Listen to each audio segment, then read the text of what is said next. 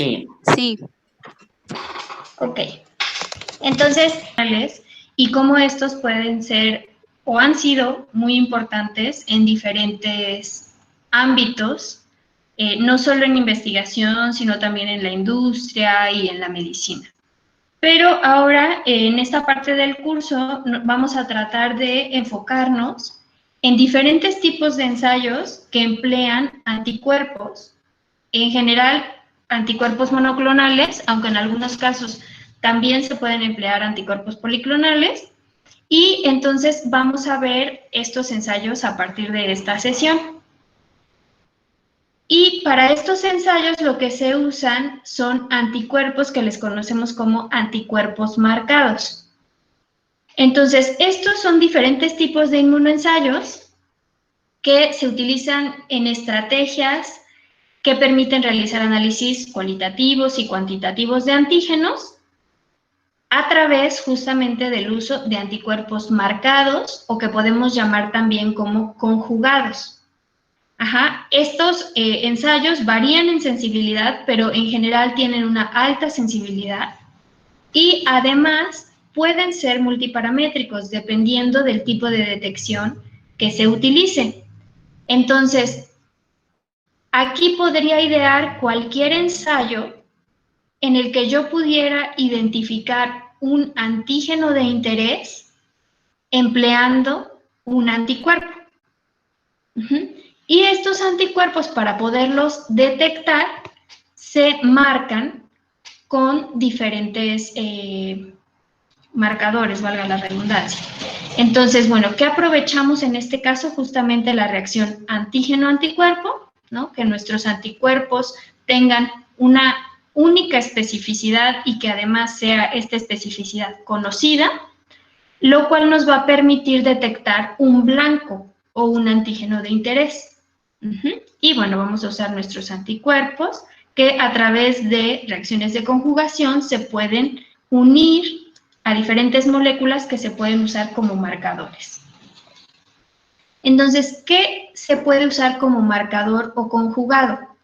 Se pueden unir a los anticuerpos diferentes tipos de moléculas, como pueden ser enzimas, fluorocromos, radioisótopos, metales electrodensos, metales pesados, agentes citotóxicos e inclusive citocinas o fármacos que nos interese hacer llegar a un sitio específico, a un sitio donde mi anticuerpo pueda reconocer su antígeno.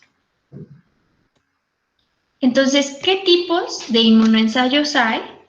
Y de acuerdo a esto, ¿qué tipos de marcas se utilizan normalmente?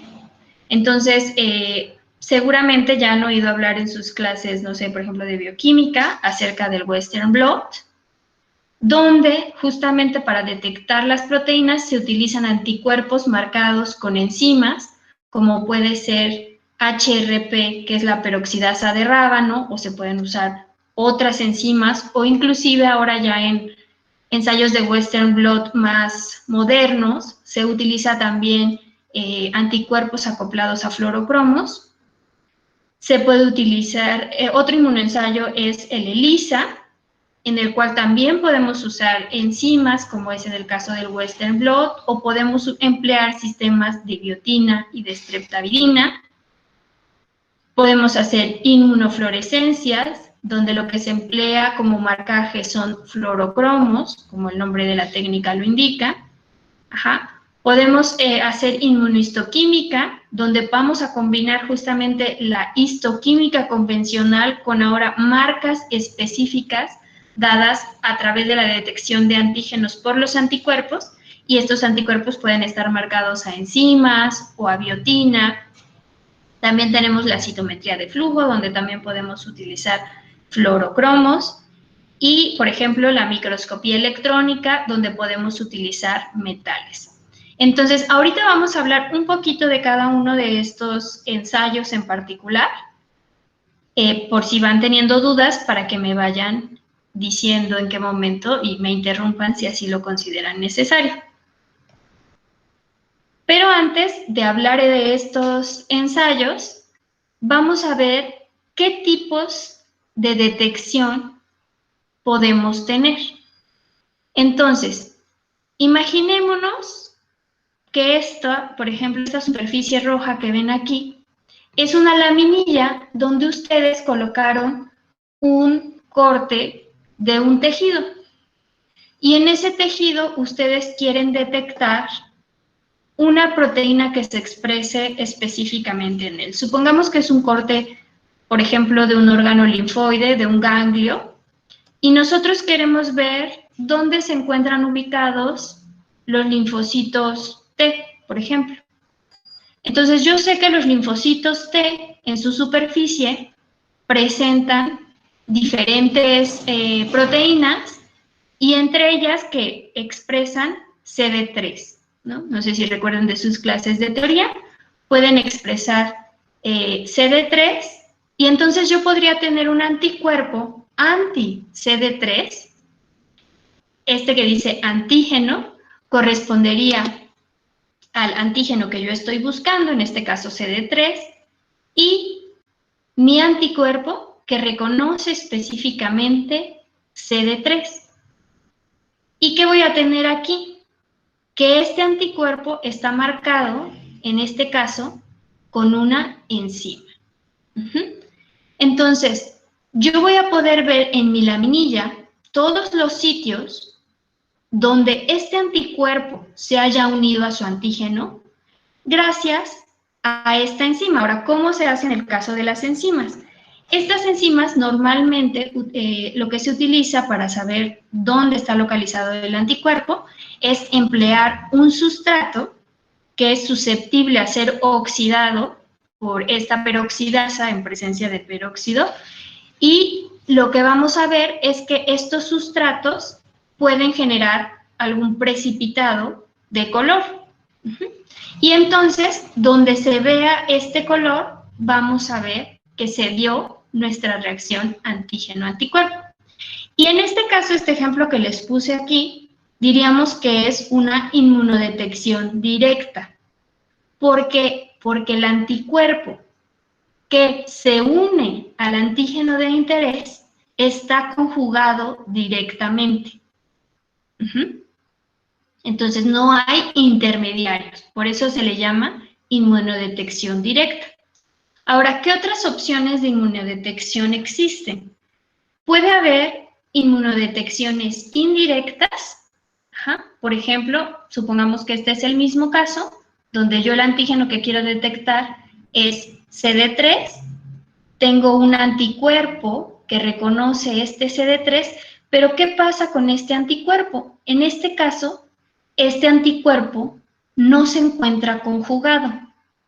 Entonces, yo no podría evidenciar simplemente con este anticuerpo dónde está ocurriendo la reacción antígeno-anticuerpo. Entonces, ¿qué se utiliza en este caso? Cuando mi anticuerpo primario no está marcado, se utiliza un anticuerpo secundario, donde el anticuerpo secundario es el que se encuentra conjugado, en este caso, a la enzima. Pero este anticuerpo secundario, lo que reconoce, su especificidad, es hacia el anticuerpo primario. Entonces, supongamos que nuestro anticuerpo primario es, por ejemplo, un anticuerpo hecho en ratón y es a lo mejor un anticuerpo de tipo IgG. ¿Qué tiene que reconocer mi anticuerpo secundario? Justamente anticuerpos IgG de ratón. Entonces, estos anticuerpos secundarios, de hecho, son como comúnmente o más coloquialmente les llaman que son un antirratón, por ejemplo, cuando reconoce anticuerpos de ratón, o que son un anticonejo cuando reconoce anticuerpos de conejo, etc. Pero lo que tenemos que nosotros entender es que justamente lo que reconoce este anticuerpo secundario es al anticuerpo primario. Entonces, a esta inmunodetección le llamamos indirecta. ¿Por qué? Porque nuestra reacción antígeno-anticuerpo no la podemos detectar simplemente así, sino que necesitamos un segundo anticuerpo que nos permita detectarla. Entonces, esta detección es indirecta. Ahora, existen otros tipos de inmunodetecciones. En este caso, les muestro aquí, por ejemplo, una inmunodetección indirecta, pero de tipo sándwich. Y esto lo vamos a ver también más adelante cuando veamos ELISA. Pero, de manera general, ¿qué podemos tener? Supongamos que nosotros queremos detectar un antígeno soluble que se encuentre en el suero de los pacientes. Supongamos que es una citosina, por ejemplo, IL-6. ¿Cómo podría yo llevar a cabo esta detección?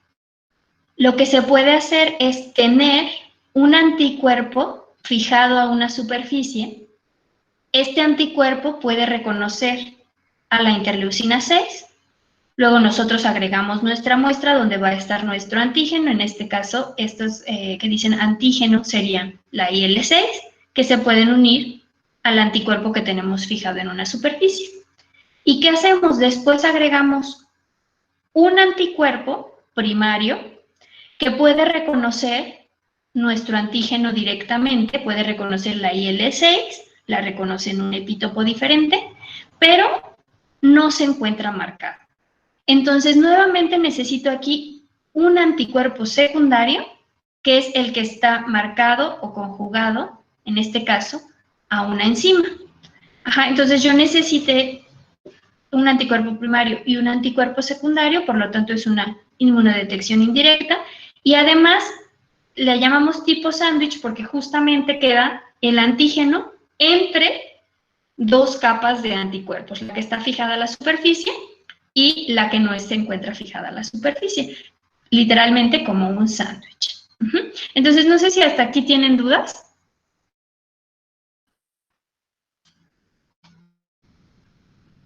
¿El anticuerpo que está fijado a la superficie es el secundario o el primario?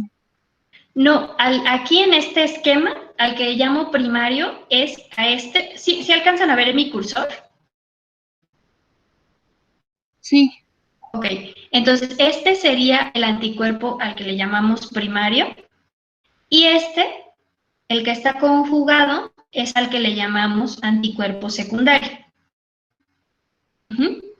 El secundario va a ser siempre el que reconoce al anticuerpo primario. Ok, gracias. ¿Alguna otra duda?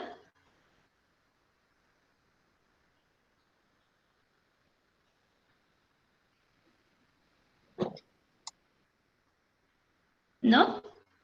Sí, Uh-huh. bueno, pero o sea, aquí solo es porque, bueno, en el tipo, en la indirecta tipo sándwich, es solo porque el antígeno está soluble que necesitamos al anticuerpo fijo o porque es necesario justo tenerlo como entre dos anticuerpos. Si yo lo que quiero detectar es la concentración de un anticuerpo soluble, esta podría ser una manera de detectarla. Porque, por ejemplo, si yo fijara de manera general los antígenos del suero en una superficie y después intentar hacer esta detección, sería más difícil. Entonces, por ejemplo, de esta manera, yo podría ver cuánto antígeno soluble hay, pero solo del antígeno que a mí me interesa, porque solo se va a unir a la placa el antígeno, en este caso que decíamos la interleucina 6, ¿no? Entonces, esta es una buena manera de detectar antígenos justamente solubles. En el otro caso, por ejemplo, la detección directa o indirecta, se utiliza más, por ejemplo, para proteínas que se encuentran ya sea en la superficie o en el interior de una célula. Ahorita vamos a ir viendo diferentes ejemplos donde a lo mejor queda esto un poquito más claro, en qué situaciones usamos uno o en qué situaciones usamos otro. Ok, gracias.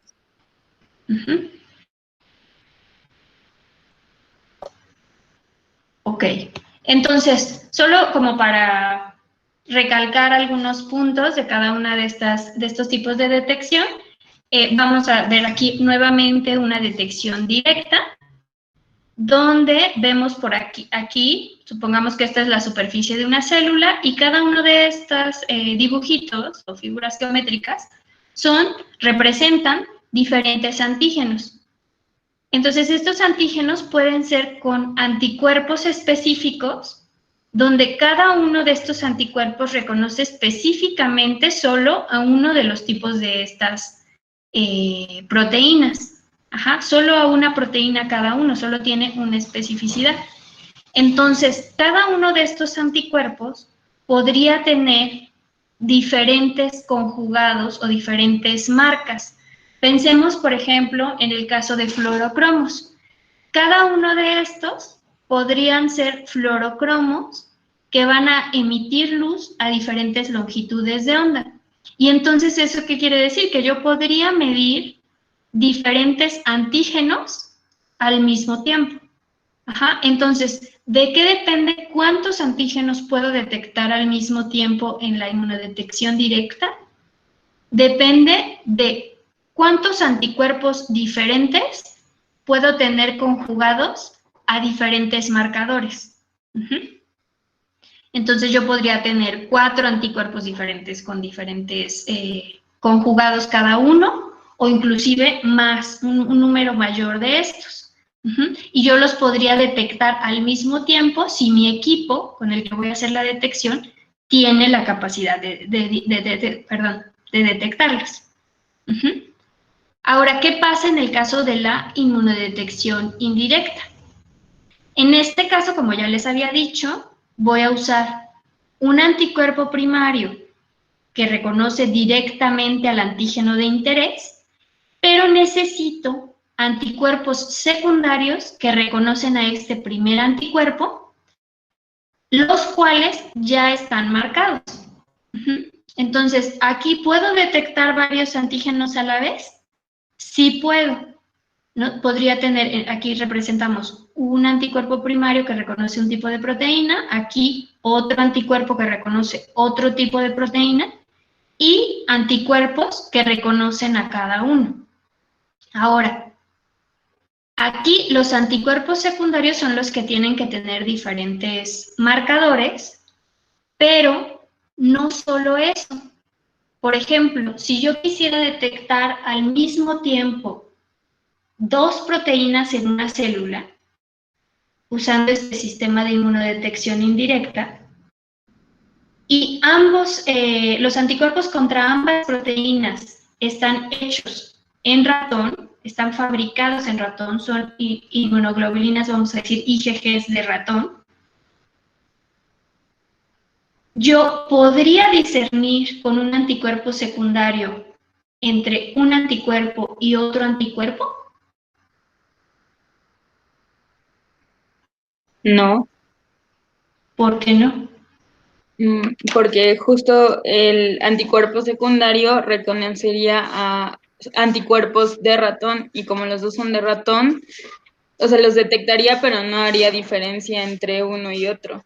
Exacto, detectaría a los 2 anticuerpos. Entonces, en este tipo de inmunodetección es crucial que si yo voy a detectar 2 antígenos por un método indirecto al mismo tiempo, el anticuerpo primario tenga un origen distinto.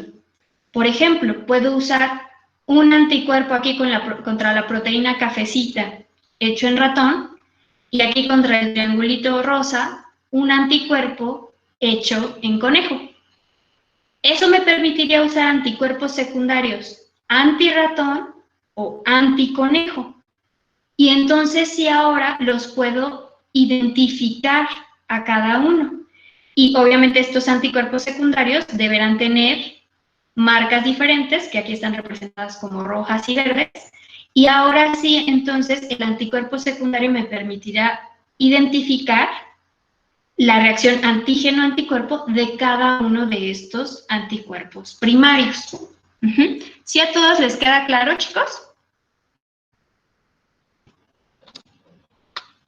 Bueno, por si no, vamos a poner otro dibujito. Supongamos que aquí tenemos 2 tipos de proteínas diferentes. Aquí, en esta tablita, tendríamos representado qué es cada uno de los anticuerpos que voy a usar. En los naranjas son anticuerpos hecho en ratón, el moradito es un hecho en burro, el amarillo está hecho en conejo y el azul está hecho en cabra. Y nos dice esta imagen que estos anticuerpos que están hechos en ratón reconocen a la primera proteína, mientras que estos anticuerpos hechos en conejo reconocen a la segunda proteína. Entonces yo voy a usar anticuerpos secundarios. ¿Y qué voy a hacer? En el caso de los anticuerpos hechos en conejo, los estoy detectando con anticuerpos que reconocen el anticuerpo de conejo, pero que a su vez están hechos en una especie diferente, que sería anticuerpos hechos en cabra. Y en cambio, el anticuerpo hecho en ratón lo estoy detectando con anticuerpos hechos en burro, pero que son capaces de reconocer anticuerpos hechos en conejo. Entonces, en este caso, ¿de qué dependerá el número de antígenos que puedo detectar? De cuántos sistemas de antígeno, anticuerpo primario y anticuerpo secundario diferentes puedo tener para hacer la detección simultánea. Digamos que es más complicado, tengo que asegurarme de que la combinación de anticuerpos primarios y secundarios es correcta y me va a permitir detectar específicamente cada uno de los antígenos de interés. Entonces, ¿queda más claro, chicos? Profesora, en este caso de los anticuerpos primarios y secundarios debe de haber un equilibrio, o sea, lo que entendí, para que se lleve a cabo la reacción y no se reconozca uno y otro, o que no me quedó muy claro eso. Pero, ¿cómo un equilibrio? O sea, un anticuerpo primario, o sea, ve que dijo que, ya se me olvidó, dijo que para que se llevara a cabo la detección, ¿no? Ay, es que no me quedó claro eso, sino, o sea, es que mi pregunta es si se lleva una como concentración es que no sé cómo explicarlo. Ok, la concentración para cada anticuerpo y en cada ensayo pues tiene que ser determinada. Pero para que el reconocimiento sea específico, no depende tanto de la concentración como de la especificidad del anticuerpo. Entonces, decíamos, por ejemplo, veamos solo este pedacito de la imagen. Tengo una proteína aquí. Entonces, yo tengo un anticuerpo primario que ¿qué especificidad tiene que tener? ¿Qué tiene que reconocer este anticuerpo primario? El antígeno de interés. El antígeno de interés, que en este caso sería este rojito, ¿no? Pero este anticuerpo primario no tiene nada conjugado, entonces yo no tengo ninguna manera de poder observar, de poder detectar que este anticuerpo realmente se está uniendo a algún antígeno en mi muestra. Entonces, ¿qué es lo que tengo que hacer? Yo tengo una duda ahí. ¿Cómo es que un anticuerpo, al momento en que se es sintetizado, qué es lo que le va a dar la especificidad para ir directamente a ese antígeno de interés? Que podría ser, bueno, pues podría ser una proteína o algo por el estilo, pero realmente, ¿qué es lo que le da esa especificidad al anticuerpo? Si bien es cierto, bueno, por lo que entiendo es que primero el antígeno es reconocido por los receptores de nuestro sistema inmunológico adaptativo. Sin embargo, ahí sí tengo una duda, o sea, ¿es eso justamente lo que le va a dar esa especificidad al anticuerpo o qué es propiamente lo que le va a dar esa especificidad? No sé si estoy entendiendo adecuadamente tu pregunta, pero acuérdense que, por ejemplo, nosotros decíamos, ¿qué pasa cuando inmunizamos un animal? Nosotros le podemos estar presentando en esa inmunización una mezcla de antígenos. Por ejemplo, si inmunizáramos contra alguna bacteria. ¿Qué pasa con nuestro sistema inmune? Nuestro sistema inmune va a reconocer los antígenos que tenga esa bacteria. Pero ¿cómo se lleva a cabo ese reconocimiento? ¿Qué parte de nuestras células, en este caso específicamente de los linfocitos B, va a reconocer estos antígenos?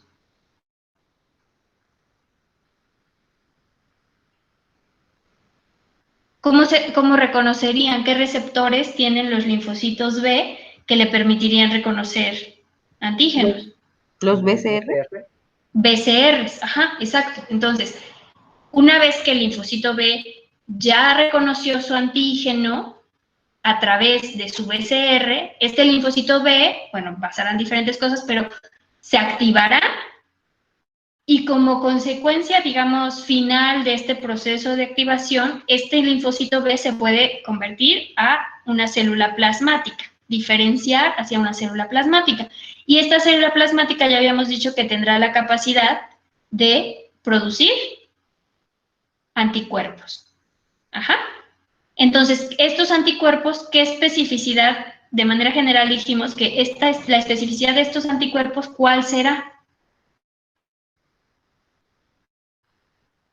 ¿Qué van a reconocer esos anticuerpos? ¿A la célula que les dio origen en este caso? Al antígeno que reconoció el BCR. Entonces, pero por ejemplo, si yo con lo que inmunicé fue, supongamos, con una bacteria inactivada, esa bacteria inactivada va a tener muchas proteínas y muchos componentes que pueden ser reconocidos. Entonces, digamos que dentro de todo este universo de antígenos que puede ser una bacteria, porque cada una de sus proteínas podría potencialmente ser reconocida por un linfocito, mi linfocito B solo va a reconocer un epítopo. Entonces, cada linfocito B reconocerá epítopos diferentes. Pero si supongamos que tengo un epítopo A, se activa mi linfocito, se convierte, diferencia hacia célula plasmática y produce anticuerpos. Esos anticuerpos van a reconocer este epítopo A. Y a lo mejor, por otro lado, se activó otro linfocito que reconoce un epítopo B. Se va a diferenciar esa célula plasmática y va a producir anticuerpos que reconocen este segundo epítopo o epítopo B. Entonces, la especificidad de los anticuerpos dependerá de qué linfocito fue activado, ¿no? Y la especificidad del anticuerpo será la misma que del BCR. Ahora, potencialmente nosotros tenemos linfocitos B con BCRs que pueden reconocer muchos antígenos diferentes. Eso, yo creo que ustedes todavía no han llegado a la parte de recombinación para la generación de diversidad de los anticuerpos en sus clases de teoría.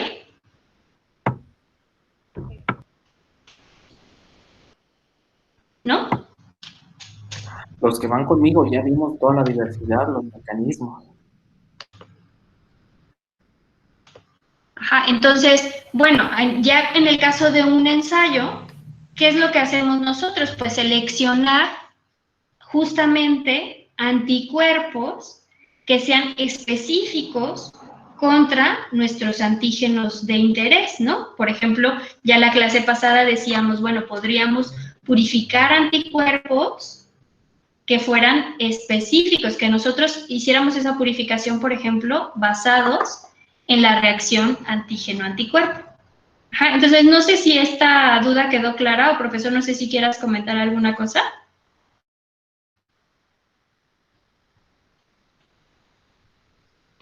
No, porque no sé si hay una duda específica. No sé si quedó claro esta parte de la especificidad. Sí, muchísimas gracias. Ok, bueno, entonces, otra vez, regresando a la inmunodetección indirecta, decíamos, Nuestro antígeno primario, pues va a reconocer un antígeno específico, ¿no? A través de su región de unión al antígeno. Pero este anticuerpo primario no tiene ningún marcador que me permita detectar esta unión. Entonces, ¿qué es lo que voy a usar? Un anticuerpo secundario. Y ahí sí, estos anticuerpos secundarios van a estar unidos a algún marcador, puede ser, por ejemplo, un fluorocromo, que me permita detectar que este anticuerpo primario se unió a su antígeno. Pero ahora, ¿qué especificidad deben tener estos anticuerpos secundarios? Les pregunto a ustedes.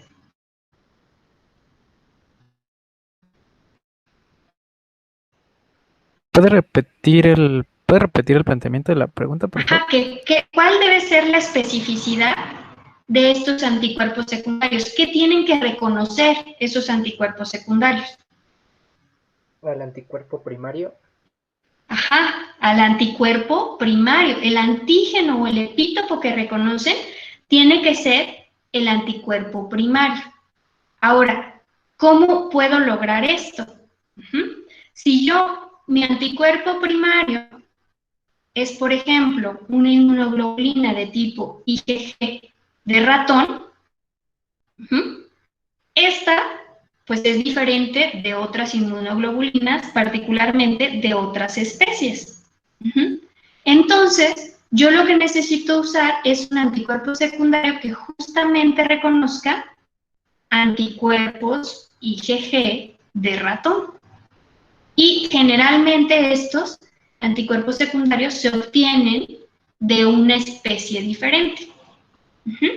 Entonces, aquí queda claro que la especificidad del anticuerpo primario será la del antígeno de interés, la del secundario será, la especificidad del secundario será el anticuerpo primario.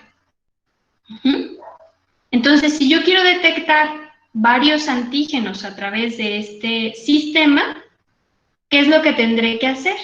Emplear anticuerpos primarios de diferentes tipos. Y normalmente se emplean anticuerpos de diferentes especies.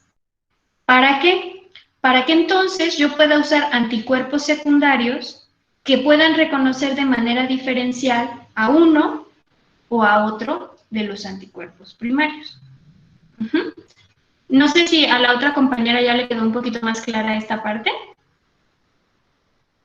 Sí, ya. Ok. Entonces, bueno, otra vez, recapitulando, por si todavía no queda bien claro. ¿Cuál sería, como de manera muy breve, cuál es la diferencia entre una detección directa y una detección indirecta? Aunque aquí dice inmunofluorescencia, esto es aplicable para diferentes tipos de marcadores. Entonces, en la detección directa, el anticuerpo reconoce directamente el antígeno. Y además esta unión nos permite detectar si hubo una reacción antígeno-anticuerpo. ¿Por qué? Porque el anticuerpo ya está conjugado, es decir, está marcado. ¿Qué pasa en el caso de la detección indirecta? El anticuerpo, que llamamos anticuerpo primario, es capaz de reconocer el antígeno. Sin embargo, si solo estuvieran el anticuerpo primario y el antígeno, nosotros no podríamos detectar esta reacción antígeno-anticuerpo, porque no hay ningún marcaje en el anticuerpo primario. Entonces, ¿qué necesitamos? Anticuerpos secundarios que nos permitan reconocer el anticuerpo primario y que a su vez nos permitan detectar la reacción, es decir, que estos anticuerpos secundarios reconocen específicamente al anticuerpo primario y además tienen un marcador, una marca o un conjugado que nos permite detectar, ya sea un fluorocromo, un metal, una enzima, etc. Entonces, esta sería la diferencia principal entre directa e indirecta. ¿Sí queda clara esta parte? ¿O hay alguna duda?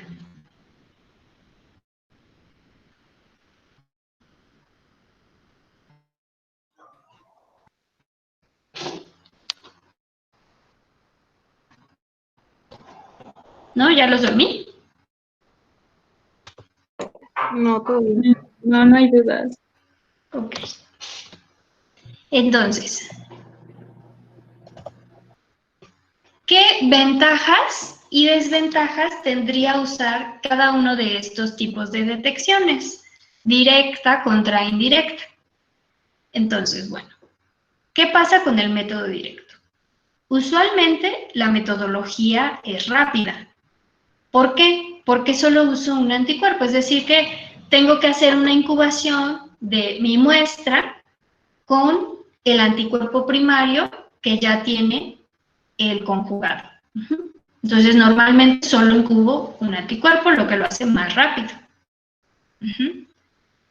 Dice, el pegado inespecífico del anticuerpo secundario es eliminado. ¿A qué se refiere esto? Cuando además de usar un anticuerpo primario, uso un anticuerpo secundario, ¿qué puede pasar? Supongamos que yo tengo este escenario, donde puse ya mi anticuerpo primario y ahora añado mi anticuerpo secundario. Este anticuerpo secundario podría unirse a mi tejido o a mis células de manera inespecífica. Puede ser inclusive no por el sitio de unión al antígeno, sino, por ejemplo, por el FC, unirse a receptores para FC, o unirse de manera inespecífica en algún otro sitio de mi tejido o de mis células. Entonces, eso sería una desventaja de la inmunodetección indirecta, que si yo tengo mi anticuerpo primario directamente conjugado, pues no lo tendría. Entonces, dice, el método directo, pues elimina este posible pegado inespecífico. Pero, ¿qué contras tiene este método? Puede suceder que el anticuerpo reconozca de manera diferente su antígeno como resultado del marcaje. Esto es que dependiendo de cómo se lleve a cabo la conjugación de la marca con el anticuerpo, pudiéramos afectar la manera en la que va a interactuar el anticuerpo con el antígeno. Casi podríamos hablar de como de un bloqueo estequiométrico que podría ocurrir dependiendo de dónde se encuentre esta marca. Entonces, bueno, para eso también se deben probar primero los anticuerpos, pero podría darse este caso. Y por otro lado, podríamos tener poca amplificación de la señal. ¿Qué es esto? Que yo para detectar el antígeno, como lo estoy detectando directamente con el anticuerpo primario, aquí podemos ver que este anticuerpo primario, por ejemplo, tiene 3 moléculas, vamos a decir, de fluorocromo. Entonces, la intensidad de la señal que yo voy a ver al detectar esta fluorescencia corresponderá a estas 3 moléculas de fluorocromo. En cambio, si yo usara otro método, como es el método indirecto, este anticuerpo primario puede ser reconocido por varios anticuerpos secundarios, por ejemplo, por 2 anticuerpos secundarios, y cada uno va a estar conjugado a este fluorocromo. Entonces, cuando yo detecte la fluorescencia de esta interacción, la fluorescencia va a ser mayor, en este caso, que en el caso de una inmunofluorescencia directa. Entonces, en el método directo no podemos amplificar la señal, en cambio, en el método indirecto sí se puede amplificar la señal. Entonces, bueno, el indirecto, debido a esta amplificación de la señal, puede aumentar la sensibilidad de la técnica. Puedo detectar la presencia de mi antígeno incluso cuando haya una baja concentración del antígeno. Y qué contras tendría el indirecto? Que, bueno, ya habíamos hablado de que estos anticuerpos secundarios se podrían unir de manera no específica. Y además, al tratarse de métodos que van a necesitar varios anticuerpos, pues son métodos más largos, tendrán tiempos de incubación para cada uno de los anticuerpos y además, obviamente, lavados entre cada uno de los pasos. Entonces, el método normalmente es un poco más largo. Entonces, hasta aquí no sé si hay alguna duda.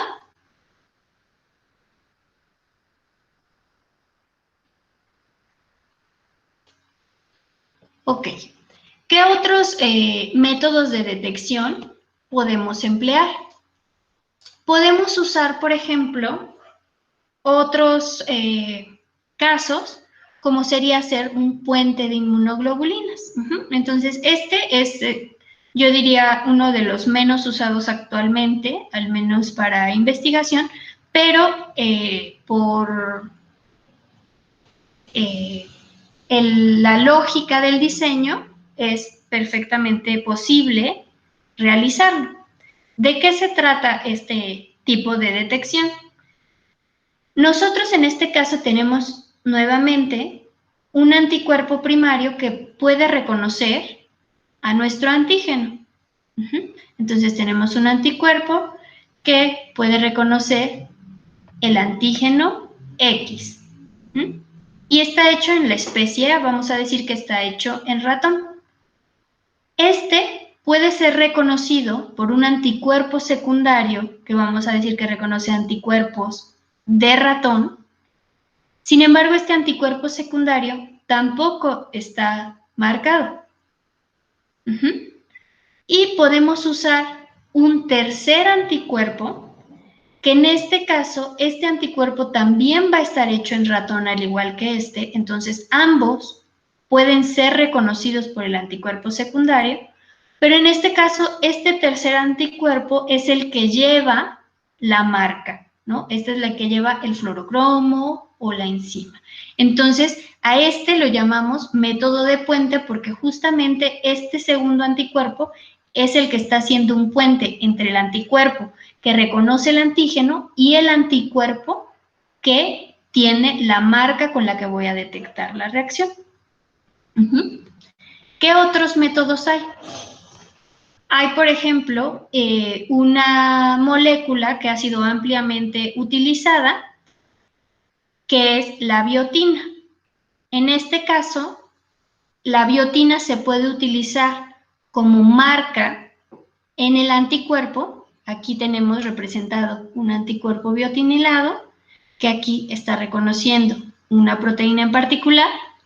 ¿Y qué es lo que usamos para detectar esta biotina? La biotina se une con mucha afinidad a la estreptavidina, que está aquí representada con una X. Y esta estreptavidina la podemos conjugar a varias moléculas, por ejemplo, de fluorocromo. Entonces, ¿qué es lo que va a pasar? Yo primero voy a colocar el anticuerpo biotinilado y posteriormente voy a agregar la estreptavidina que se encuentra unida al marcador que vaya yo a utilizar. Entonces, ¿qué es lo que va a pasar? En este caso, se va a favorecer la unión de la estreptavidina donde estén las moléculas de biotina y así es como voy a poder detectar la reacción antígeno-anticuerpo. Pero además, quiero que noten aquí, el anticuerpo cuando se marca con biotina, cuando es un anticuerpo biotinilado, tiene varias moléculas de biotina en lo largo de su estructura, lo que permite que haya varias moléculas de estreptavidina que se unan y a su vez varias moléculas de fluorocromos. Entonces es como una cadena, ¿no? Hay muchas moléculas de biotina, permite que se una la estreptavidina y que a su vez haya más moléculas de fluorocromo. Entonces, este método lo que nos permite es amplificar la señal. ¿Por qué? Porque voy a tener más marca por reacción antígeno-anticuerpo. En este caso, que representa fluorocromos, voy a ver más fluorescencia donde se haya llevado a cabo la reacción. Y este sistema se podría usar tanto en detección directa como en detección indirecta, que es lo que les trato de representar en este caso, donde tenemos el anticuerpo primario, reconoce el antígeno, el anticuerpo secundario que va a reconocer al anticuerpo primario, y este secundario es el que está unido o el que está biotinilado. Y después puedo agregar la streptavidina, que tiene varios sitios de unión para biotina, pero además tiene conjugada, en este caso, una enzima, que es la que voy a usar en mi sistema de detección. ¿Ok? ¿Aquí alguna duda, chicos?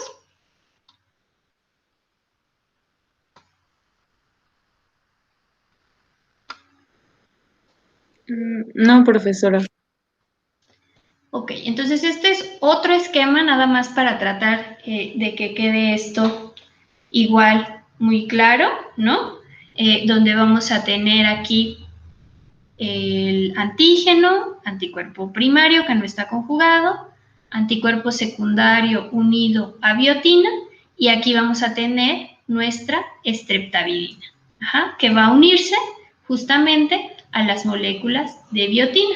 Y esta streptavidina pues puede estar unida a la molécula que vayamos a usar para marcar nuestro ensayo. Ok, ¿qué otros sistemas de amplificación de la señal tenemos? Tenemos, por ejemplo, que podemos usar como anticuerpo secundario anticuerpos que estén unidos a un esqueleto de carbohidratos, que aquí está representado por esta línea rosa. Y en este esqueleto de carbohidratos pueden estar unidos muchísimas moléculas que pueden ser enzimas o pueden ser fluorocromos que nos van a permitir detectar la reacción.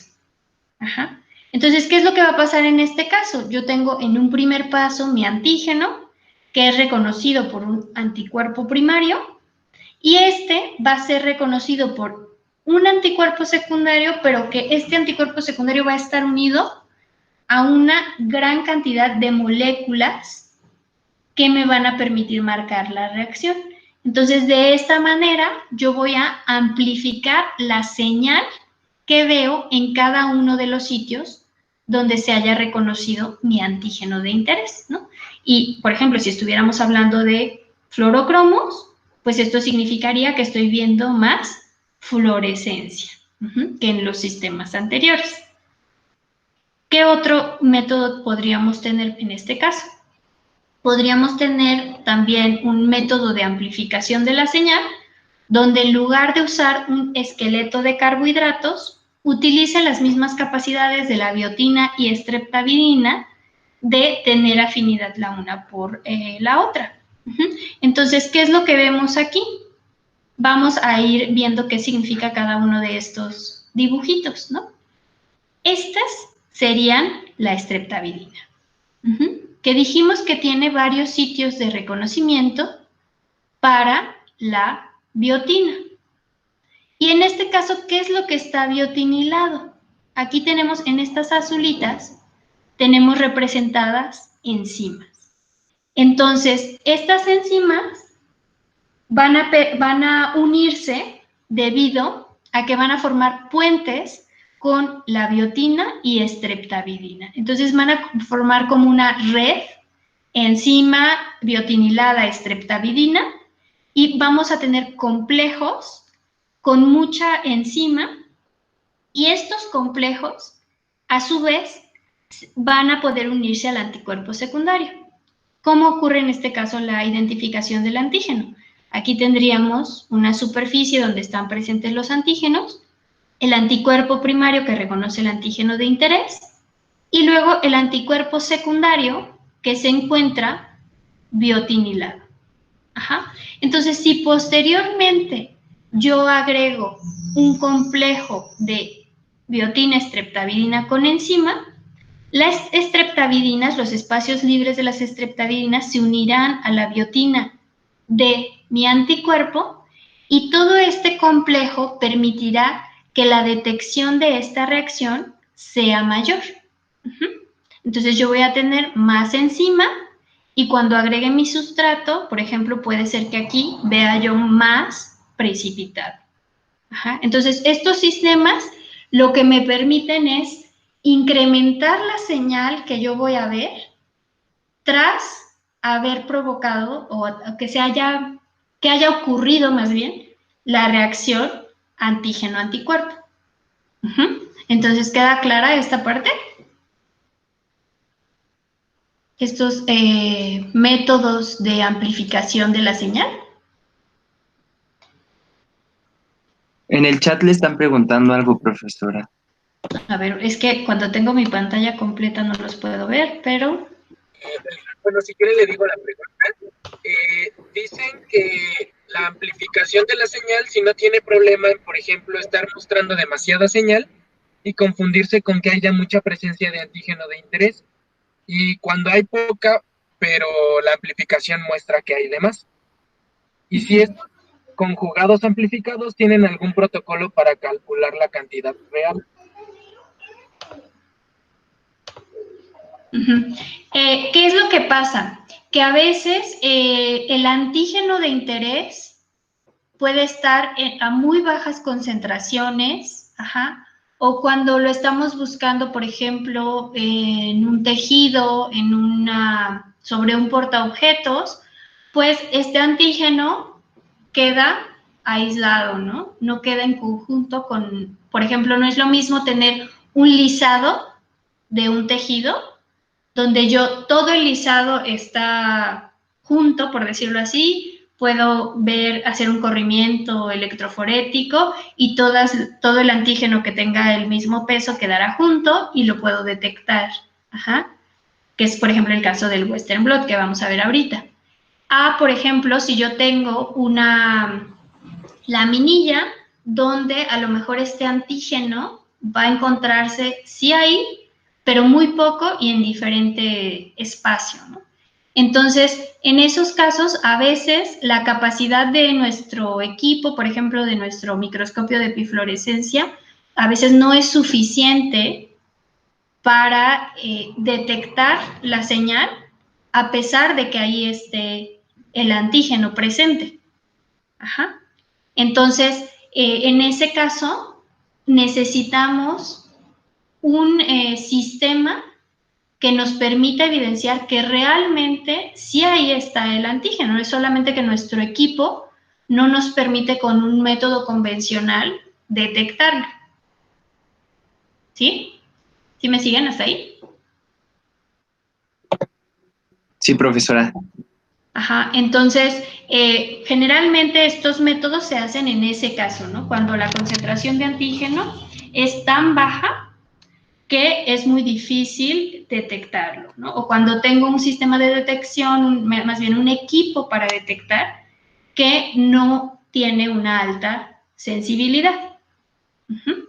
Entonces, sí hay que tener en cuenta cuál es la pregunta que me estoy haciendo para ver cuál es el sistema que voy a usar, porque si lo que yo quiero es cuantificar la cantidad de señal en relación a la cantidad de antígeno, probablemente no sea tan conveniente usar uno de estos métodos. A lo mejor lo que más me convendría es usar un método directo. Pero entonces necesitaría tener un sistema de detección suficientemente sensible. ¿Ok?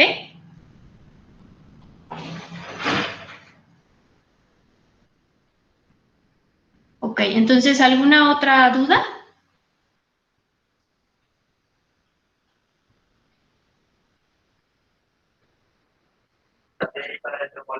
No, profesora, gracias. Ok, ¿alguien dijo que no y por ahí como que oyó a alguien más o no?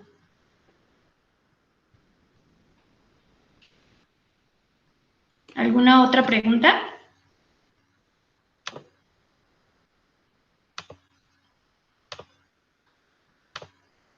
¿Siguen ahí, chicos? Sí. Sí, aquí estamos, maestra. Ok, entonces, bueno, esto serían, lo que hemos visto hasta aquí son diferentes tipos de marcas que se pueden emplear, marcaje directo, indirecto, tipo sándwich y diferentes maneras de amplificar la señal que podemos obtener. Pero ahora sí vamos a ir a ver diferentes métodos, diferentes metodologías que se basan justamente en la reacción antígeno-anticuerpo. Entonces, los llamamos en conjunto inmunoensayos. Y entonces, ¿cuál sería el que vamos a ver primero? Western blot, ¿no? Es un viejo conocido seguramente para muchos de ustedes. Entonces, no sé si alguien quiera explicar de manera muy breve lo que se acuerde acerca del Western blot. En el Western blot empezamos por una electroforesis, que le llamamos SDS-Page. Eso sí, me imagino que se tienen que acordar porque el profesor les platicó un poco de esto la clase pasada. ¿Alguien me puede decir qué es lo que se acuerda? Bueno, se supone que se corren proteínas ya cuantificadas, se corren en pozos en un gel de acrilamida, en mismas concentraciones, y entonces esto separa las proteínas por tamaños y se tiene de referencia una escalera que, o sea que esta escalera es una muestra que al momento de separarse se separa siempre en las mismas como marcas de referencia para así tener de las marcas de las muestras problema, así se sabe qué tamaño tienen. Entonces de este gel se transfieren a una membrana y esta membrana después es la que se marca con anticuerpos y se visualiza en una, pues en un revelado o algo así. Ok, entonces más o menos tu compañero nos dijo, bueno, primero se corre un gel donde vamos a poder separar las proteínas en base a su tamaño molecular, luego se va a transferir a una membrana, se va a marcar con un anticuerpo y luego se va a revelar. Entonces, ¿qué es lo que vamos a hacer? ¿Qué es lo que tenemos en este Western blot? Como dice su compañero, tenemos una mezcla de proteínas. ¿Cuál puede ser esta mezcla de proteínas? Pueden ser, por ejemplo, a lo mejor yo estoy buscando en el cerebro de los ratones ver cómo se expresa una proteína que se expresa particularmente en astrocitos, ¿no? Que se llama GFAP. Entonces, ¿qué hago? Obtengo ya sea el cerebro completo o la fracción del cerebro que me interese, la liso y ahora en ese lisado yo voy a tener todas las proteínas que provienen de esa muestra. ¿Cómo puedo separar ese lisado? Justamente haciendo una electroforesis, que en este caso, esta electroforesis lo que emplea es 2-mercaptoetanol, que lo que va a hacer es, las muestras se van a tratar con este 2-mercaptoetanol, que lo que va a hacer es reducir los enlaces disulfuro para que la conformación de estas proteínas cambie hacia una estructura lineal y además se van a tratar con SDS. ¿Qué es lo que va a pasar con este tratamiento? Que las proteínas van a adquirir carga negativa. Entonces, como les decía el profesor la clase pasada, una vez que estas proteínas se encuentran ahora de manera lineal y con carga negativa, van a correr por la electroforesis únicamente en base a su peso molecular. Entonces, en este gel, pues ya voy a aplicar ahora sí un voltaje. En cada uno de estos carriles se aplican las muestras. Este gel es un gel de poliacrilamida. ¿Y qué es lo que va a pasar? ¿Cuáles proteínas van a tener un mayor corrimiento electroforético? ¿Cuáles van a llegar más rápido hacia la parte de abajo?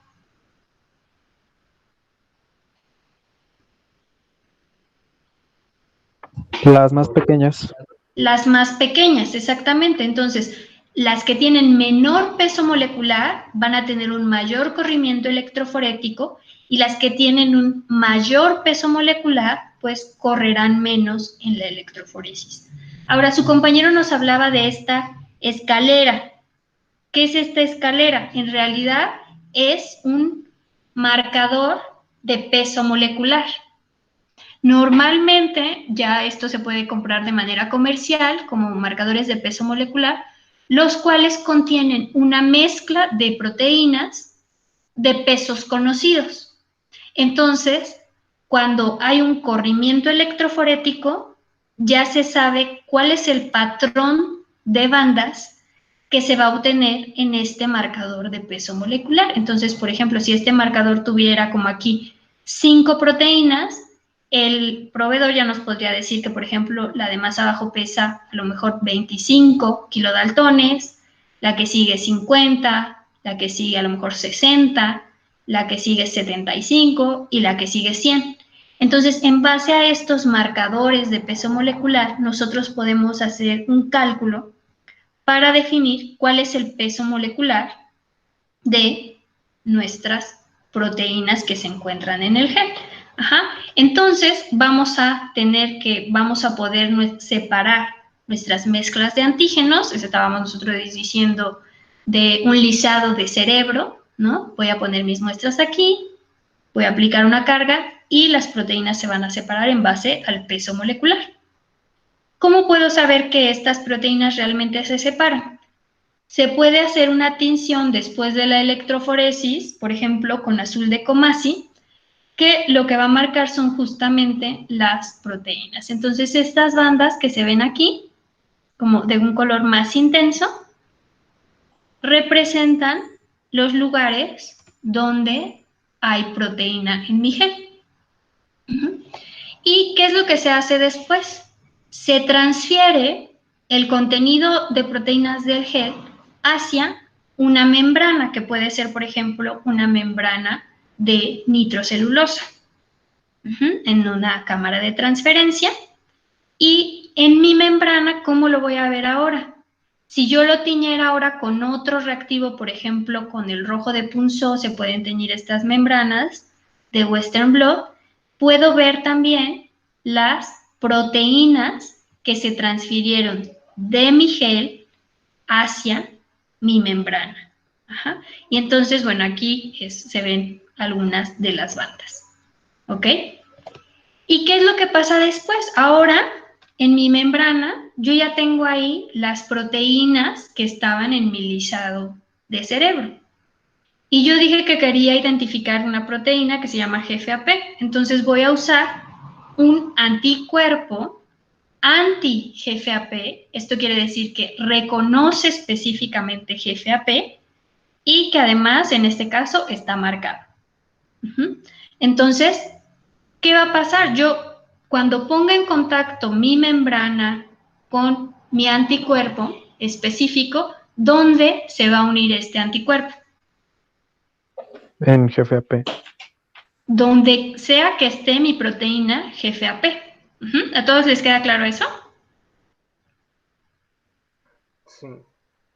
Ok. Y ahora, ¿cómo voy a poder identificar dónde ocurrió esa reacción antígeno-anticuerpo? A través de un revelado. Entonces, de manera clásica, se utiliza quimioluminiscencia para poder observar esta reacción antígeno-anticuerpo. Aquí tenemos representado lo que les acabo de decir. Tenemos nuestra membrana, donde estas rayitas negras representan cada una de las proteínas de diferentes pesos moleculares que se encuentran en mi membrana. Pero aquí donde está el triángulo rojo es donde está mi antígeno de interés, ¿no? En este caso, GFAP.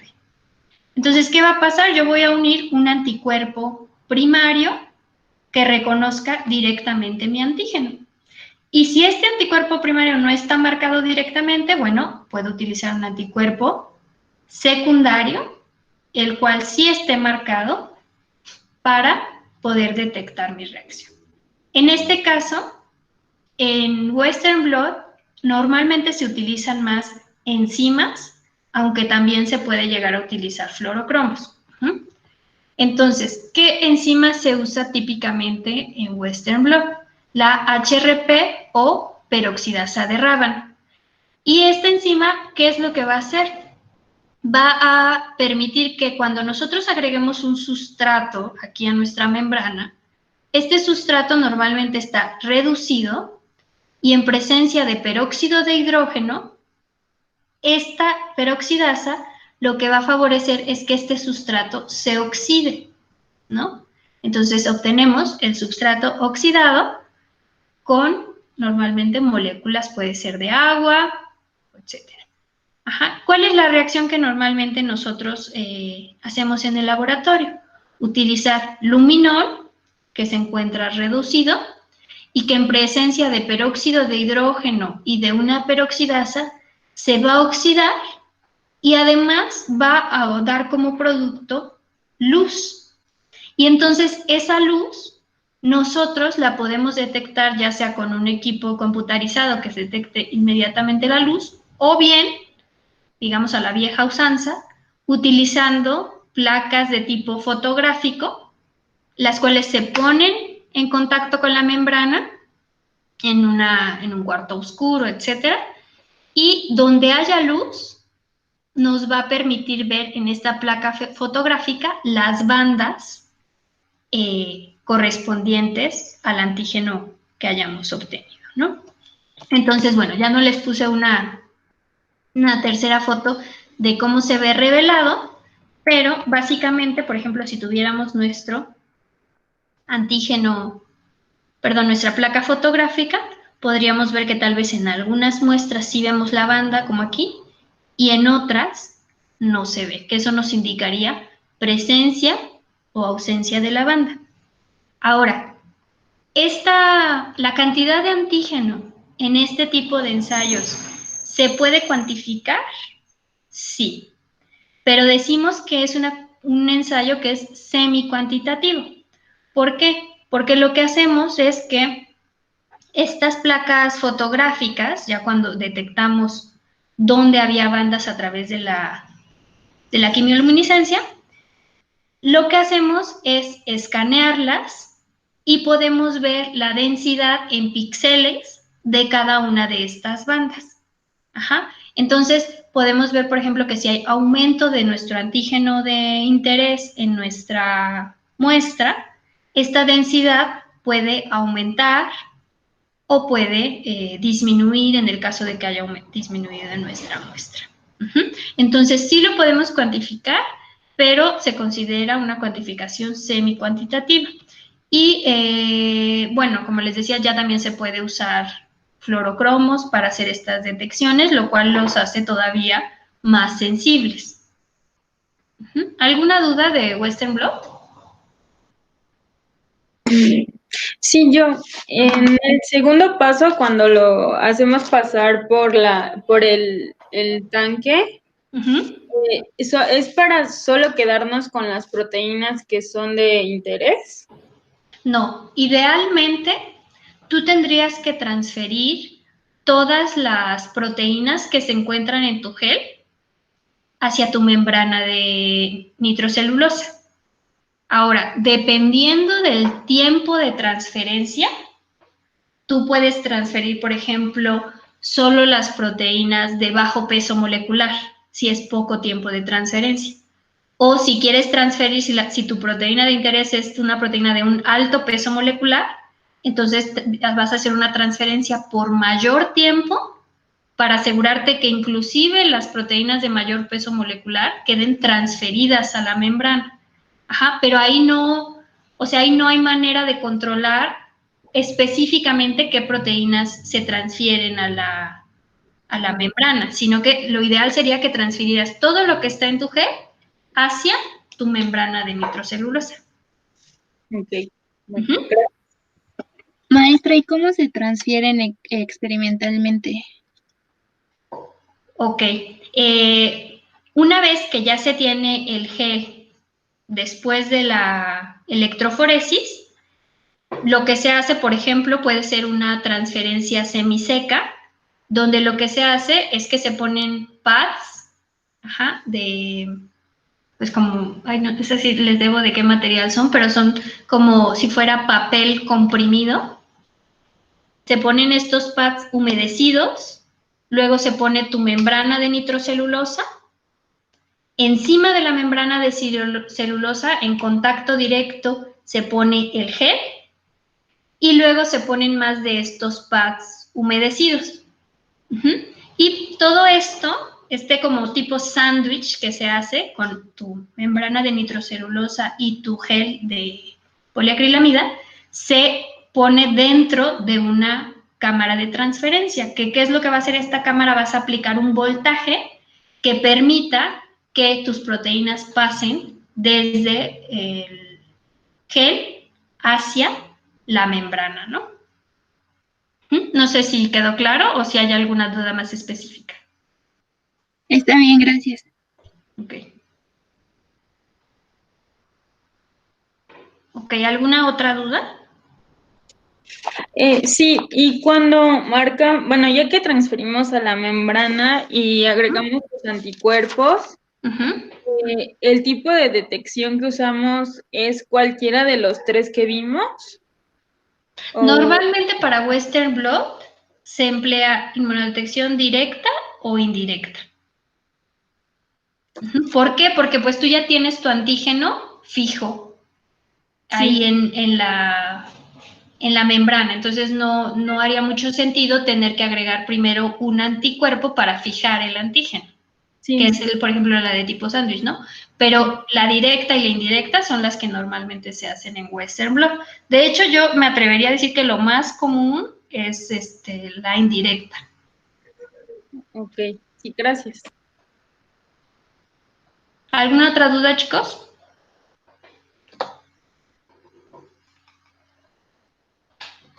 Y para revelarlo, ¿es el sustrato el que se oxida, que da la luz? Ajá, exactamente. Este sustrato, al ser oxidado, da como uno de los productos la luz. Y de hecho, físicamente, dependiendo del kit comercial que se utilice, cuando todo esto se hace en un cuarto oscuro, la parte del revelado. Entonces, si tú pones tu membrana, pones sobre la membrana el sustrato con el peróxido de hidrógeno, ya la peroxidasa pues está donde esté tu anticuerpo. Entonces colocas tu mezcla y cuando está pues todo oscuro, se ven las bandas, ¿no?, luminosas en el caso de que haya presencia. Entonces si estás en un cuarto oscuro, tú literalmente puedes ver estas bandas y luego, bueno, ya pones la placa de tipo fotográfico, pues para que quede plasmada ahí la luz donde estuvo presente. Gracias. ¿Alguna otra duda, chicos?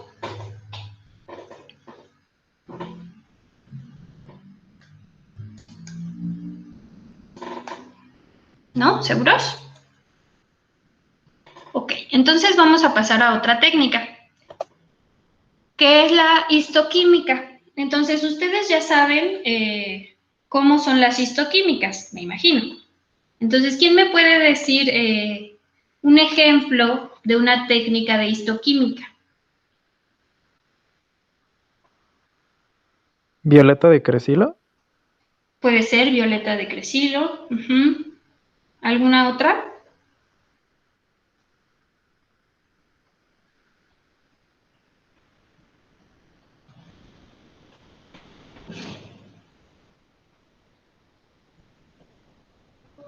Chicos, despierten. ¿Alguna otro ejemplo de una tinción de histoquímica?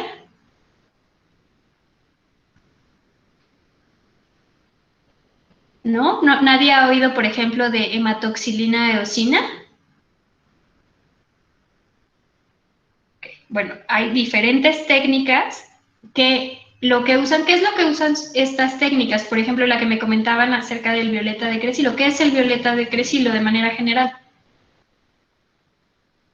O sea, reacciona con los lípidos, me parece, ¿no? Del tejido nervioso. Ajá, bueno, a lo que me refería era así como muy general, es un colorante. Que nos permite unirse a algún tipo de estructura que se encuentra en los tejidos, ¿no? Entonces nosotros tenemos cortes histológicos o inclusive células en un frotis, donde las podemos poner en contacto con algún colorante y dependiendo de las características de cada célula podrán unirse o no al colorante, ¿no? Entonces, a ver, ustedes acuérdense qué técnica ustedes ya emplearon para teñir células.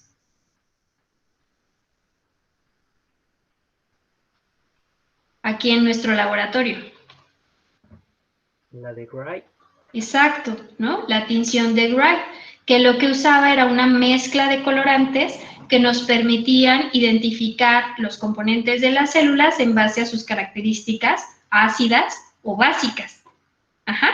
Entonces, bueno, las técnicas de histoquímica son justamente un conjunto de técnicas que nos permiten, pues, identificar y localizar tejidos, más bien células dentro de un tejido o las sustancias con las que estos colorantes reaccionan.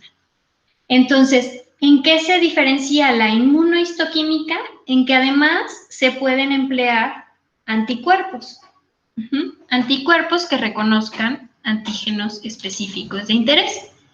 Entonces, ¿qué es lo que podemos reconocer con esta técnica? Podríamos reconocer, por ejemplo, tipos celulares, por ejemplo, a través de las proteínas de membrana que expresan diferentes células. Yo les decía hace un rato, por ejemplo, un linfocito T lo podría reconocer por su expresión de superficie de CD3, que por ejemplo un linfocito B no expresa CD3. Entonces yo podría identificar un tipo celular si pudiera identificar alguna de sus proteínas de membrana. También puedo identificar proteínas que se encuentren, por ejemplo, en la matriz extracelular, inclusive proteínas que hayan sido secretadas por la célula y que al momento de hacer nuestro corte hayan quedado en la matriz extracelular, como podrían ser las citocinas. Entonces, ¿cómo llevaría a cabo esta detección? Pensemos que esta célula la tenemos sobre una laminilla y lo que vamos a tener son diferentes proteínas, por ejemplo, en su superficie, y yo con un anticuerpo primario voy a detectar mi proteína de interés. Y luego, en este ejemplo, es una inmunodetección indirecta, donde un anticuerpo secundario va a reconocer el primario, y este anticuerpo secundario va a estar unido, por ejemplo, a una enzima. Y en este caso, esta enzima es la misma, es la peroxidasa de rábano, pero usualmente en inmunohistoquímica se emplean sustratos que al reaccionar o al ser oxidados por esta enzima nos van a dar productos coloridos. En este caso, en este ejemplo, es la diaminobencidina, la cual al oxidarse nos va a dar un producto colorido, que es un precipitado de color café. Entonces, en mi laminilla, donde sea que haya ocurrido esta reacción, voy a ver una tinción de color café. Y además,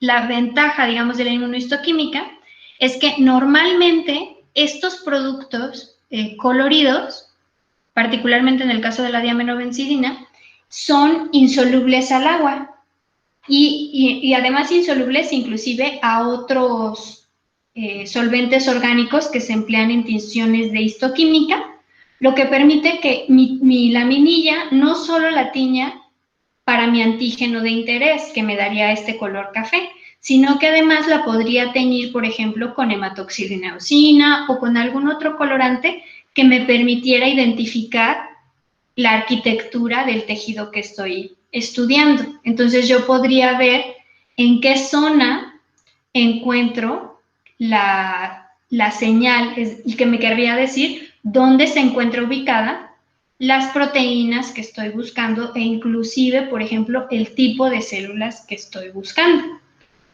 Entonces, para eso, para tratar de representar eso, les traje este ejemplo, donde en este ejemplo lo que estamos viendo son son cortes de piel lesionada de pacientes con psoriasis. Ajá, y entonces, ¿qué es lo que hacen en este caso? Tienen en el primer punto piel no lesionada. Aquí tenemos piel lesionada de pacientes con psoriasis y a partir de 1 mes, 3 meses y 6 meses son muestras de pacientes que recibieron un tratamiento particular que era para inhibir las respuestas por TNF o factor de necrosis tumoral. Entonces, ¿qué es lo que hacen en este experimento? Justamente una inmunohistoquímica, donde en los paneles de arriba detectan CD3, que como ya les dije nos permite identificar, por ejemplo, linfocitos T, y en el caso de los paneles de abajo, CD11C, que nos puede permitir identificar, por ejemplo, células dendríticas. Entonces, si se fijan en la piel no lesionada, la voy a intentar hacer más grande, observo estas marcas de precipitado. Así es como se observan las marcas en una inmunohistoquímica. Entonces, sí observo lugares donde veo marca, pero diría que son pocos en ambos casos comparados con la siguiente columna, donde se trata de piel de pacientes lesionados, de pacientes que tienen psoriasis, lesiones tipo psoriasis. Y lo que vemos es que hay mucha señal para CD3 y también mucha señal para CD11C. ¿Qué quiere decir este incremento de señal? ¿Qué se les ocurriría decir a ustedes?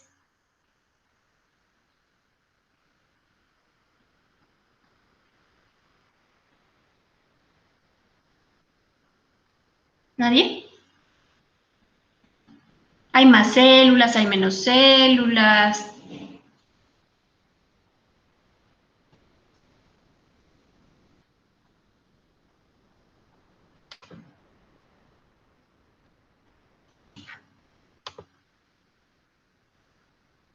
Ok, les voy a preguntar como en el salón, en base a la lista. ¿Sí me escuchan? Porque estoy viendo ahorita en el chat que muchos no me estaban escuchando.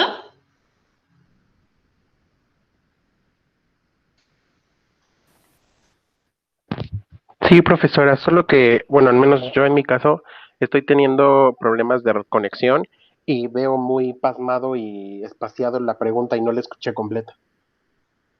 Ok, les preguntaba que ustedes, ¿qué piensan que significa este incremento de señal de CD3 y de CD11C?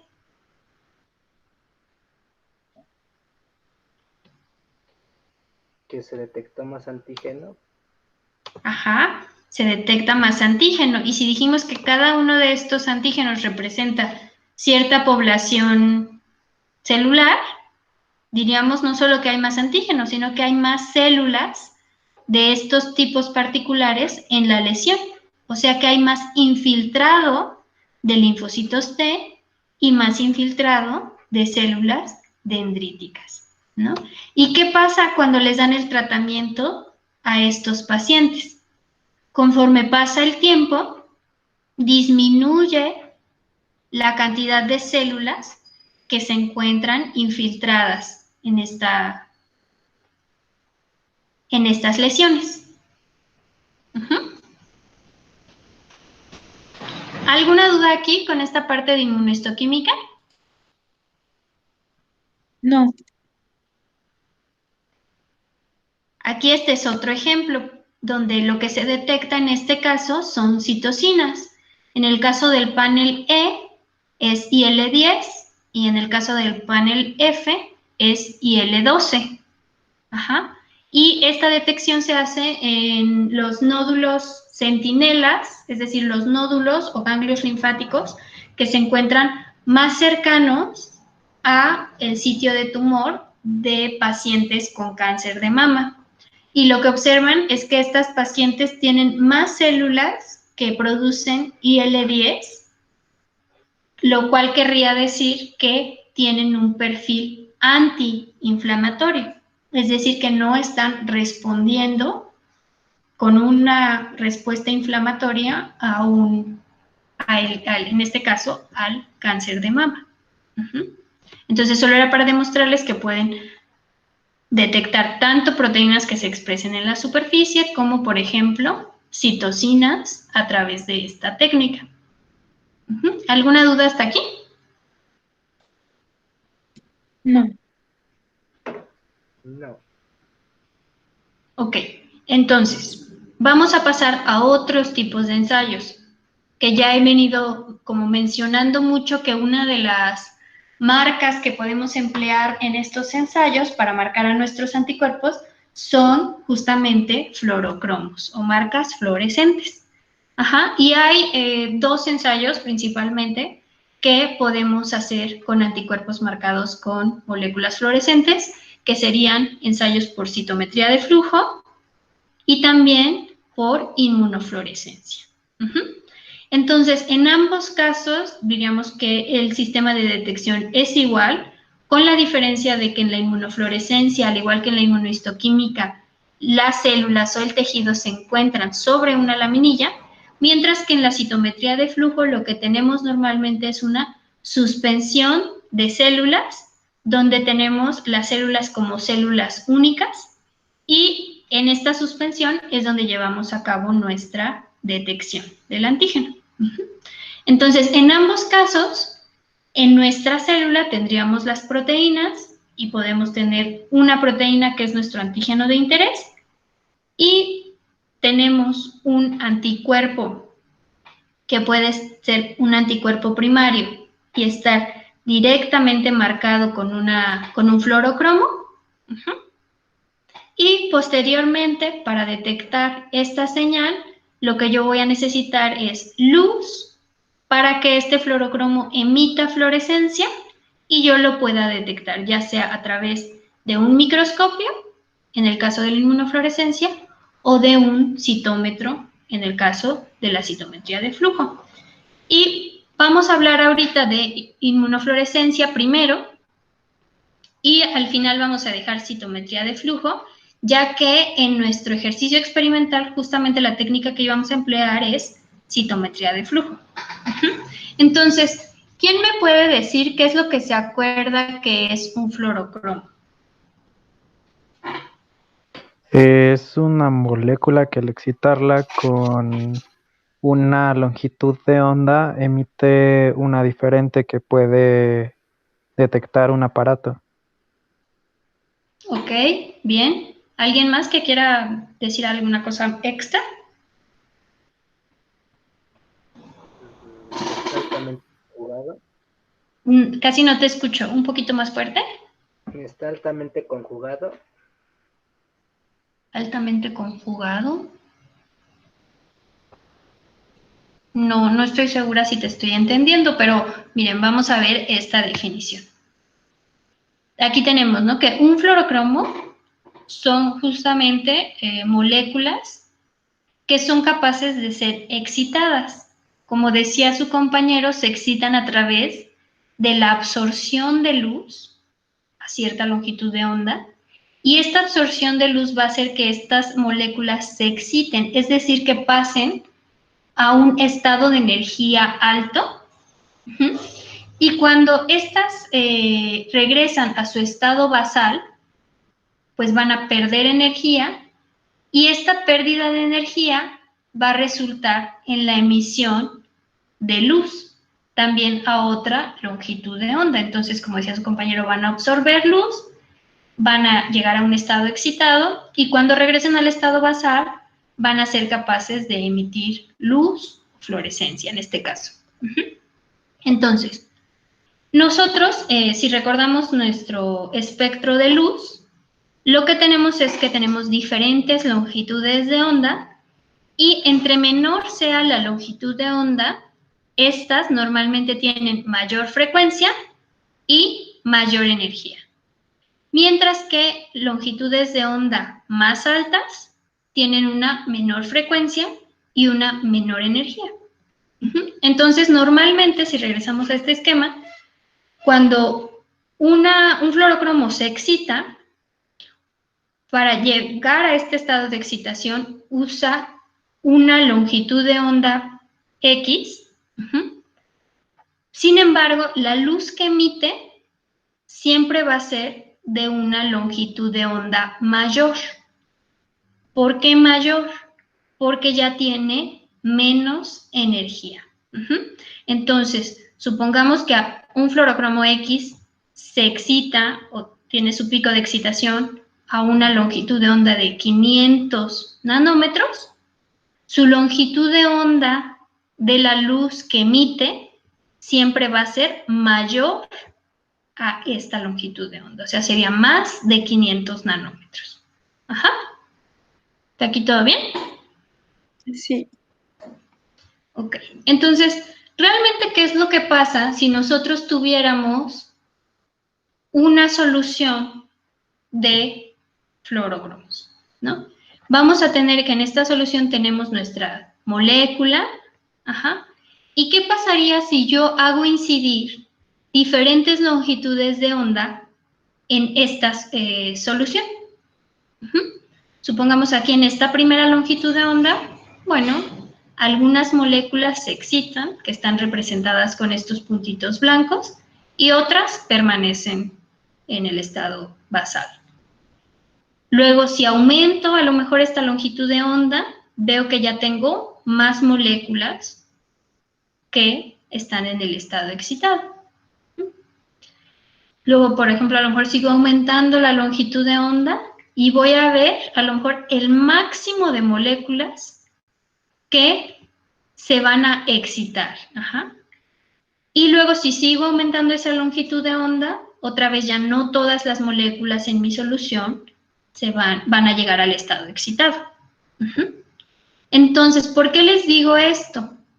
Porque no es que si yo tengo un fluorocromo, solamente con una longitud de onda voy a hacer que las moléculas lleguen al estado excitado para posteriormente emitir luz, sino que a diferentes longitudes de onda, aquí está esta representación en forma de gráfica, a diferentes longitudes de onda, yo voy a tener diferente, digamos, número de moléculas que se va a excitar. Sin embargo, va a haber cierta longitud de onda, aquí, que tiene el máximo de moléculas excitadas en el estado excitado. Entonces, esto querría decir que yo tengo un pico de excitación, pero en realidad tengo todo un espectro, todo un rango de longitudes de onda donde mi fluorocromo puede llegar al estado excitado. Entonces, cada fluorocromo tendrá un espectro de excitación y además un pico dentro de ese espectro de excitación. ¿Ok? Ahora, ¿qué pasa en cuanto a la longitud de onda a la que emiten luz estos fluorocromos? Pasa lo mismo. Habrá un rango de longitudes de onda donde emita luz, pero al igual que en el espectro de excitación, en el de emisión también habrá cierta longitud de onda a la que se observe la mayor emisión de la fluorescencia. Entonces también tendrán, además de un espectro de excitación, que es lo que veíamos en esta diapositiva, los fluorocromos tendrán también un espectro de emisión, ¿no? Y un pico dentro de ese espectro de emisión. Entonces, estos son conceptos importantes, pues para, sobre todo, la selección de qué moléculas vamos a emplear para marcar nuestros anticuerpos en el ensayo que nosotros hagamos. Entonces, aquí lo que les muestro son los espectros de excitación y emisión de dos fluorocromos que se usan muy comúnmente tanto para citometría de flujo como para inmunofluorescencia. Entonces, en la parte de abajo vemos las longitudes de onda, desde los 480 hasta los 720 nanómetros, Y vemos los espectros de excitación en las líneas sólidas, en verde, aquí, para el Alexa Fluor 488, y en naranja, para este fluorocromo que aquí tenemos indicado como PE, que se llama ficoeritrina. Entonces vemos que estos tienen un espectro de excitación diferente. Sin embargo, vemos aquí, sobre todo en el Alexa Fluor 488, que se observa un pico de excitación. Y aquí está muy cercano a esta marca, que nos indica que hay láseres, por ejemplo, que pueden emitir luz a determinada longitud de onda, en este caso a 488. Entonces, yo podría excitar este fluorocromo usando un láser que emita luz a 488. ¿Qué pasa en el caso de la ficoeritrina? Yo veo aquí el espectro de excitación y veo que tiene dos picos, uno aquí y otro aquí. Pero si yo empleara este mismo láser para excitar este fluorocromo, sí, este se excitaría, ya que cae dentro de uno de sus picos dentro del espectro de excitación. Ahora, ¿qué pasaría con la longitud de onda a la que emiten luz una vez que regresan al estado basal? En el caso de Alexa Fluor 488 vemos el espectro de emisión aquí en las líneas punteadas. ¿Y qué es lo primero que observan de diferencia entre el espectro de emisión y el espectro de excitación?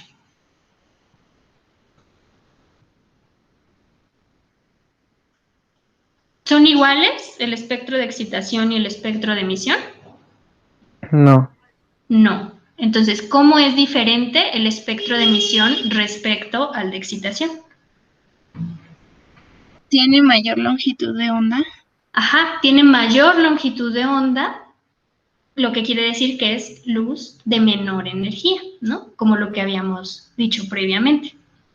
Entonces, vemos que tiene más longitud de onda y además tiene un pico aquí, alrededor de 520 nanómetros. Y para el caso de ficoeritrina, pues vemos que el espectro también se recorre hacia la derecha, el espectro de emisión con respecto al de excitación, y por lo tanto tiene también mayor longitud de onda y además también tiene un pico. Pero este pico ahora más o menos ¿a qué longitud de onda está? Decíamos, el de Alexa está como en 520, ¿no?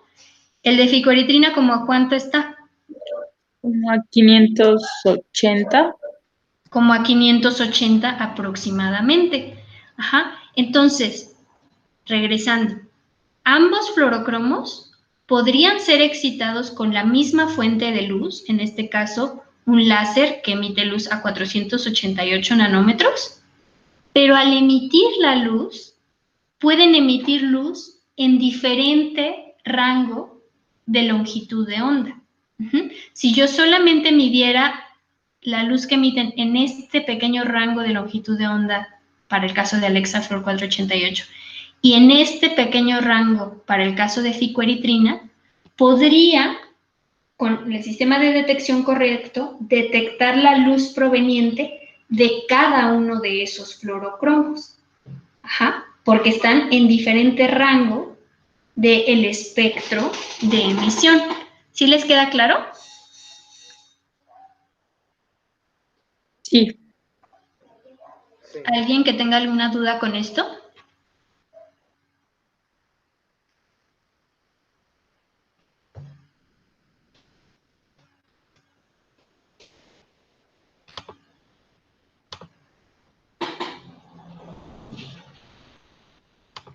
Ok, entonces, vamos a continuar. Entonces, ¿qué puedo emplear como fuente de energía en los diferentes equipos que emplean fluorocromos? Entonces, podría usar desde luz blanca, que sabemos que contiene múltiples longitudes de onda. Podría utilizar láseres, Por ejemplo, en este caso, un láser de argón, que es de luz azul y que era justamente el que veíamos aquí en este ejemplo, que la luz es de 488 nanómetros. O inclusive ya se pueden usar actualmente otras fuentes de luz, como pueden ser lámparas tipo LED, ¿no? Con diferentes longitudes de onda. Entonces, bueno, ¿qué es lo que pasa en un microscopio que nos permite detectar una inmunofluorescencia? Vamos a ver. Primero vamos a tener una fuente de luz. Por ejemplo, puede ser una luz blanca, donde vamos a tener diferentes longitudes de onda. Pero esta luz va a pasar por un primer filtro. Y en este ejemplo, este filtro solo permite el paso de la luz azul, que tiene una longitud de onda de entre 450 y 490 nanómetros. Entonces, pasa la luz azul y posteriormente incide en un espejo. Este espejo tiene como característica particular que refleja longitud de onda menor a, en este caso, 510 nanómetros. Todo lo que sea de menos de 510 nanómetros se va a reflejar, pero si hay luz que sea mayor a 510 nanómetros, la va a dejar pasar. ¿Qué quiere decir esto? Yo aquí primero pasó luz azul, ¿no? Regresemos a nuestro ejemplo como un fluorocromo, como el caso de Alexa Fluor 488, que se excita a una longitud de onda, tiene el pico de excitación a 480 nanómetros. Entonces, si aquí yo dejo pasar la luz azul, esta luz azul me permitiría excitar ese fluorocromo. Y esta luz de alrededor de 480 nanómetros, aquí se va a reflejar con este espejo hacia nuestra muestra. Y en esta muestra, ¿qué tenemos? Ya tenemos toda la reacción antígeno-anticuerpo que venimos describiendo, y tenemos un anticuerpo que está marcado con Alexa Fluor 488. Entonces, cuando esta luz incida sobre el fluorocromo, este fluorocromo se excitará y emitirá luz como es resultado de esta excitación, y esta luz va a ser mayor a 510 nanómetros. Entonces, la luz que emite el fluorocromo va a poder pasar por este espejo, y luego esta luz va a pasar por un tercer filtro, más bien por una tercera parte que es también un filtro, y este filtro en este caso va a permitir el paso de luz verde o de fluorescencia verde, que va de 520 nanómetros a 560 nanómetros, que es justo el color en el que se observa la fluorescencia de Alexa Fluor 488. Entonces, hacia el ocular únicamente se va a ver la fluorescencia que provenga a partir de ese fluorocromo. Entonces, de manera general, así es como podríamos detectar la luz o la fluorescencia específica de un fluorocromo. Entonces, en este caso, lo que les presento es un ejemplo de cómo se puede ver una inmunofluorescencia. En este caso, son células de la epidermis que están teñidas para dos moléculas, una que es MHC de clase 2, ¿ustedes ya se acuerdan qué es MHC de clase 2? ¿Alguien que me lo pueda decir? ¿El complejo de histocompatibilidad de clase 2? El complejo principal de histocompatibilidad de clase 2, que ya sabemos que es donde las células, por ejemplo, de las células dendríticas, otras células, presentan los antígenos hacia los linfocitos T, ¿no? Es el receptor donde se presentan los péptidos hacia los linfocitos T. Entonces, aquí vemos MHC de clase 2, y en este caso, en la tinción en rojo, vemos una tinción con un anticuerpo que nos permite detectar CD80, que CD80 es una molécula coestimuladora. Entonces, En este caso, estos ratones fueron retados con lipopolisacárido a diferentes tiempos. Y aquí se observa cómo, conforme pasa el tiempo, se incrementa la expresión de MHC de clase 2. Hay más células que expresan MHC de clase 2. También hay más células que expresan CD80.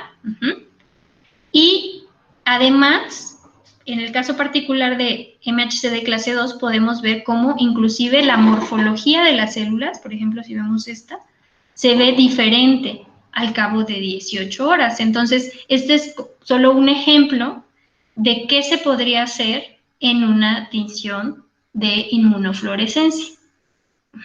Entonces, hasta aquí no sé si tengan alguna duda, chicos. No. No. ¿Alguien que tenga alguna duda de la inmunofluorescencia?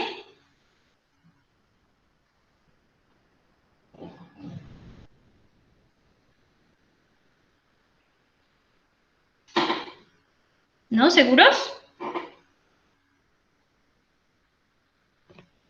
Por el chat tampoco tenemos ninguna duda.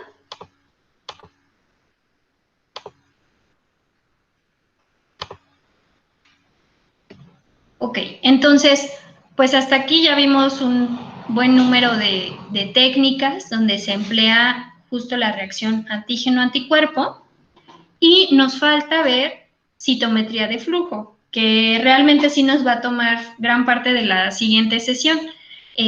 La quise dejar justamente al final para podérselas explicar como con mucha calma y lo mejor posible para que ustedes la entiendan muy, muy bien, ya que es el ejercicio que teníamos programado hacer y de hecho íbamos a asistir al Laboratorio Nacional de Citometría de Flujo a que pudieran adquirir sus muestras. Entonces vamos a dejar esa técnica para la próxima sesión